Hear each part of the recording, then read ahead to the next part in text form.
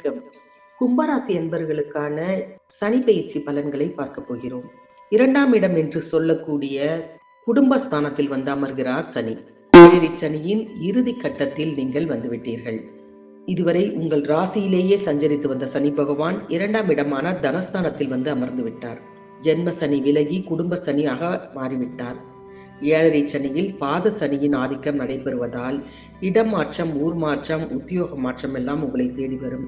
March மாதம் 6ஆம் தேதி பெயர்ச்சியான சனி பகவான் உங்களுக்கு பல நல்ல விஷயங்களை கற்றுத்தர காத்திருக்கிறார்.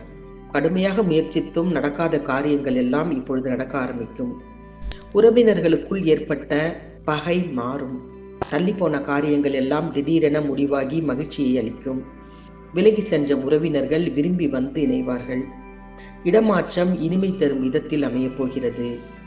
கை நழுவி சென்ற ஒப்பந்தங்கள் கைகூடி வரப்போகிறது.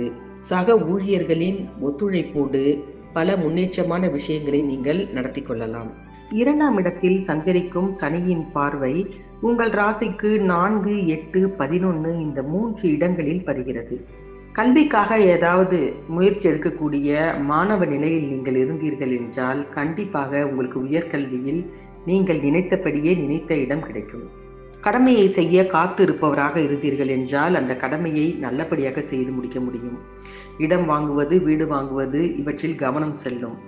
தாய் வழி ஆதரவு திருப்திகரமாக இருக்கும். வெளிநாட்டிலிருந்து தாய்நாடு திரும்ப முடியாமல் கஷ்டப்பட்டவர்களுக்கெல்லாம் தாய்நாடு திரும்புவதற்கான வாய்ப்பு கிடைக்கும்.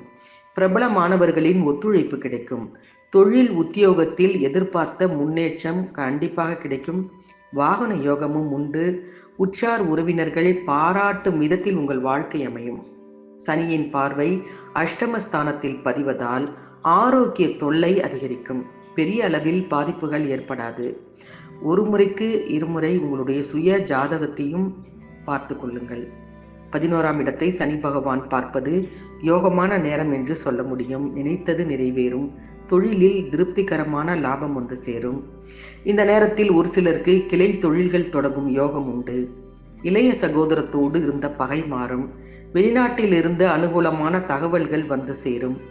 உத்தியோகத்தில் உள்ளவர்களுக்கு நீண்ட நாட்களாக எதிர்பார்த்த பதவி உயர்வும் ஊதிய உயர்வும் கிடைக்கலாம்.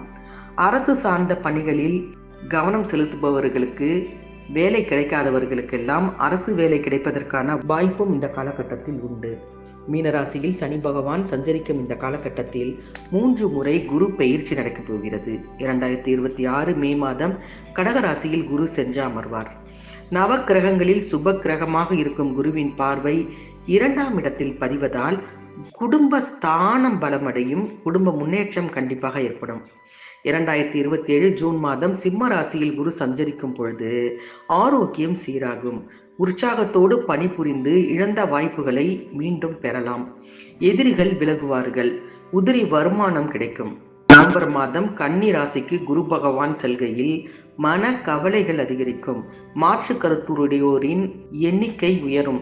கூட்டு முயற்சியில் இருந்த விலகி தனித்து இயங்க முற்படுவீர்கள். போராட்டமான சூழ்நிலை அதிகரிக்கும்.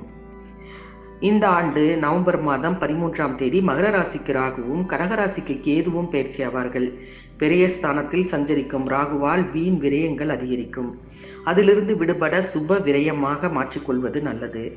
6ஆம் இடத்தில் கேது சஞ்சரிப்பதால் உத்தியோகம், தொழிலில் திறமைக்குரிய அங்கீகாரம் கிடைக்காமல் போகலாம். உடல் ஆரோக்கியத்திலும் பிரச்சனைகள் அதிகரிக்கும். சர்ப்ப கிரகங்களை அதற்குரிய நாளில் வழிபடுவது மிக மிக விசேஷம். கும்பராசி அன்பர்களை பொறுத்தவரை ஏழரை சனியின் கடைசி பாகத்தில் இருப்பதால் கவனமாக இருப்பது நல்லது. அதே நேரத்தில் விரயங்களை தடுக்க முடியும். நல்லதை நடத்தி கொள்ளவும் முடியும். இது போன்ற மற்ற ராசிகளின் பலன்களை தொடர்ந்து பார்க்க மறக்காமல் ஜி கிரியேஷன் தமிழ் சேனலை சப்ஸ்கிரைப் பண்ணி வைத்துக் கொள்ளுங்கள். நன்றி, வணக்கம்.